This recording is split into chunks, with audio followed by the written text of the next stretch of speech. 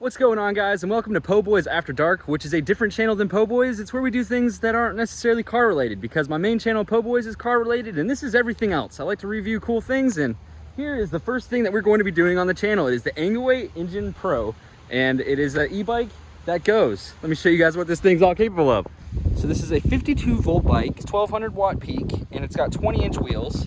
It is a folding e-bike, and it is the first of the kind on the channel that folds. So we'll go ahead and do that here in a little bit. And as you can see, this is what the bike looks like folded up, all in its form.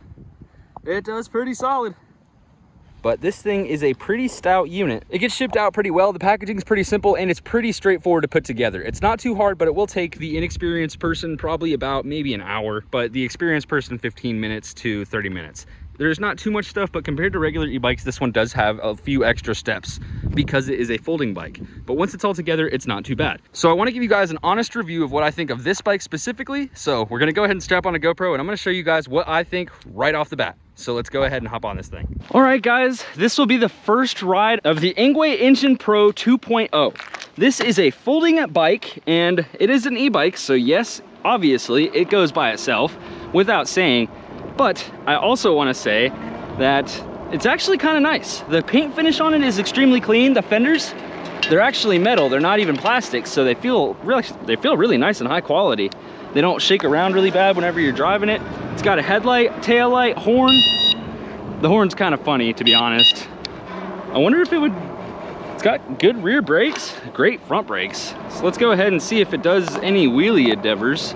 It looks like there's a wire here that I'd have to clip in order to make it bypass. Oh, it'll do a wheelie.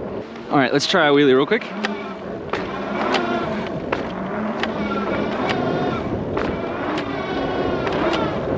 Okay, this one's a wheelie monster, to be honest with you. I think it's because the handlebars are so high up. But golly, this thing actually does kind of want a wheelie. I have to do something about this wire, though.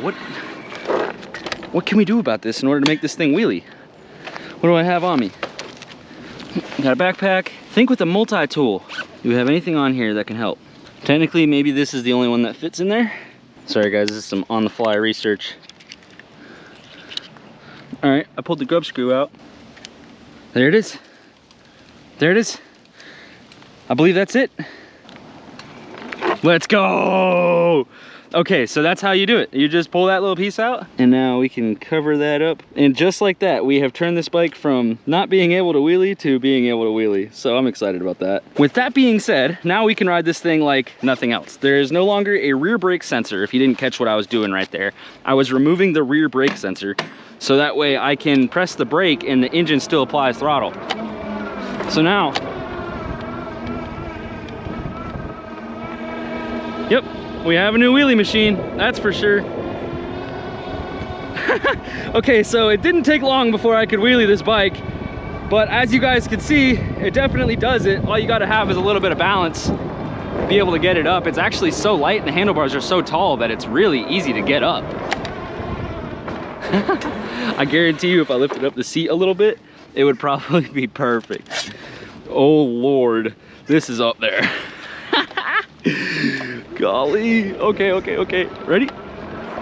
Oh, Lord. Okay. We gotta tighten the seat down. Okay, that's astounding. Ah, it's under the throttle. I'm trying to touch the horn, but it's kind of hard to get to. Well, all right. Now, I just wanted to make sure it would wheelie, and you guys definitely know, yep, it does wheelie. I wonder if I could reach the horn with any of my fingers. Let's go. Okay, so I guess that's pretty exciting. The bike does that. I just raised the seat up. You can also raise the handlebars as well. Probably not recommended doing while you're driving, but just because you can, just was gonna show that that's a thing. Oh, it still does a wheelie like that, but that's really scary. What if I do the seat as high as it can go?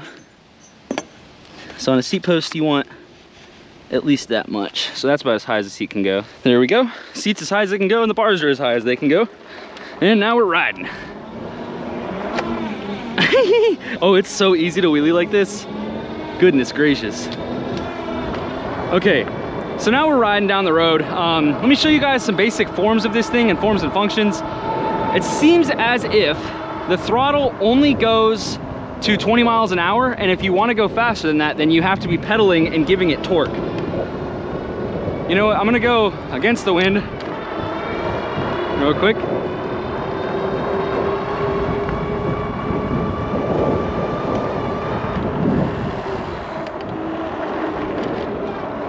All right, so this is a full throttle test. I'm pretty sure it just tops out at 20. I don't think it'll go faster then. Yeah, it just won't go faster than 20 on throttle. So now let's go ahead and do a top speed run on this thing. So definitely the throttle will only get you to 20 miles an hour. So with pedal assist on 5, we're gonna pedal and I'm gonna give it all the juice with my legs and see what we can get up to. 25, 26, 27, 28, 29, and there's a governor. The bike will not let me go more than 29 miles an hour. It stops me right at 29. It's got more juice in it. It's actually just starting to be happy right at 29.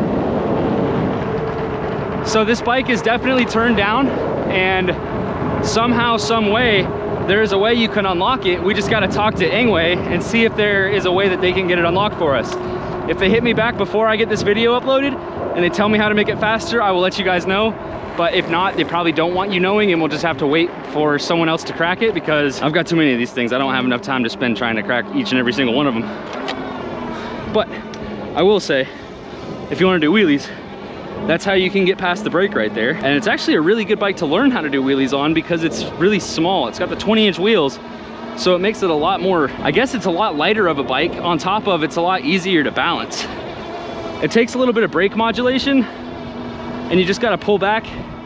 Essentially, give it throttle, pull back, catch yourself with the brake, and then ride the brake the whole way on full throttle.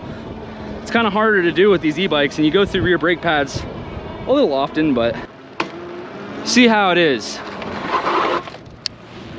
A little sketchy when she's up high. She jumps. She wheelies.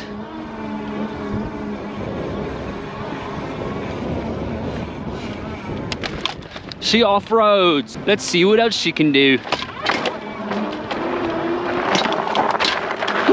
About throw me off the bike is what she can do.